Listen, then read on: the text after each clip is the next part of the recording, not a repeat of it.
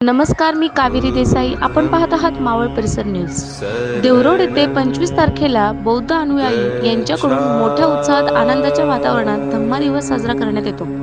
लाखोच्या संख्येने महाराष्ट्रातील कानाकोपऱ्यातून बौद्ध बांधव मोठ्या संख्येने उपस्थित राहतात. याच दिवशी भारतरत्न डॉक्टर बाबासाहेब आंबेडकर यांनी 25 डिसेंबर 1954 रोजी म्यानमार रंगून येथे मिळालेली बौद्ध मूर्तीची देवरोड येथे स्थापना केली.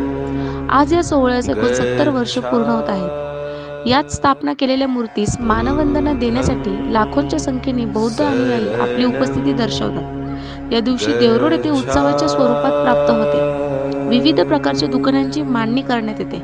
विशेषतः बाबासाहेब आंबेडकर यांच्या जीवनावरील पुस्तके, विविध प्रकारचे फोटो फ्रेम तसेच अनेक आकर्षक वस्तू पाहायला मिळतात.